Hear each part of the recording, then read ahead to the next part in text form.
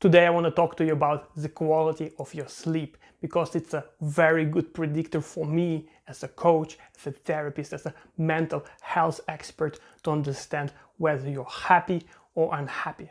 Now, people who sleep a very deep sleep when they wake up energized and full of life, almost like they're ready to, meet the next day with a lot of energy and smile, almost like tap dancing from the bed to whatever activity they want in life. That's a great indication that your life is going well.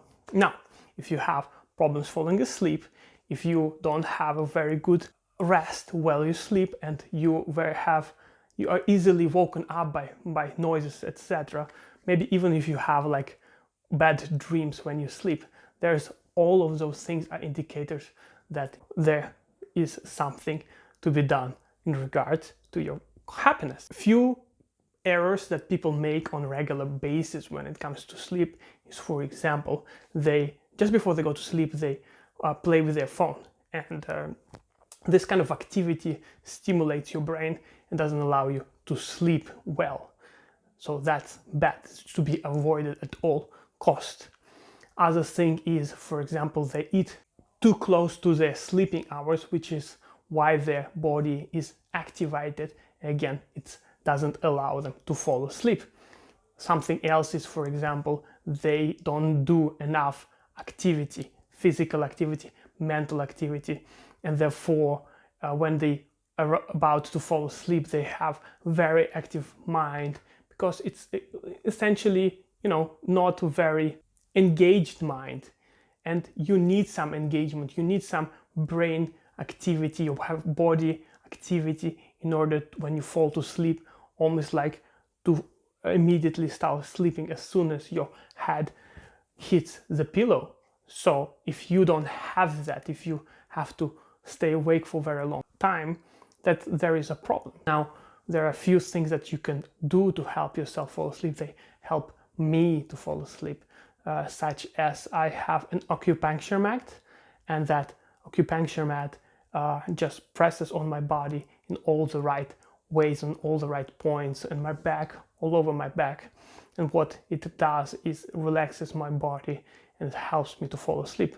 Something else that I do is sometimes I take a shower before I go to sleep, or if I have too much energy, I do push-ups, or I do engage in a quick succession of activities. Something else that bothers a lot of people is the overly active brain. Now, it's active because it usually replays certain scenarios, or it tries not to forget certain information, which is why for me it's very important that all of my ideas, all of the things that I want to do are all written down just before I go to sleep.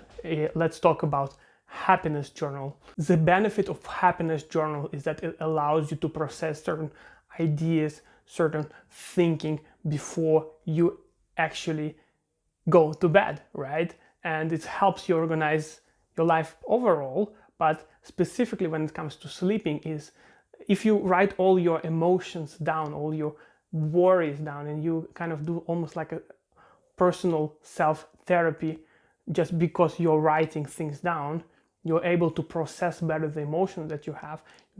You are able to make sense of information that you have received throughout the day. Overall, for me personally, the science of sleeping is very concrete. It's very determined. It's done. There is nothing else to discover about sleeping that we don't know already from science. And while this video was a bit short about every possible case scenario of do's and don'ts of good night rest, the idea is that you can maximize your sleeping in order to maximize your happiness in life. And something that I should have mentioned in the beginning of the video is that people who sleep better, they have a happier life, they have more energy, they have more productive, more creative, etc. And the lack of sleep or proper sleep actually does the reverse towards your well-being, general state of well-being.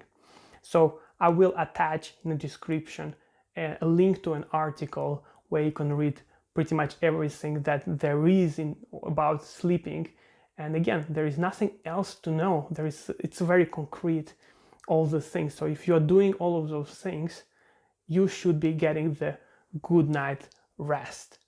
And if you're doing that, this is one more thing out of the way towards your happiest potential, towards your happiest person you can be.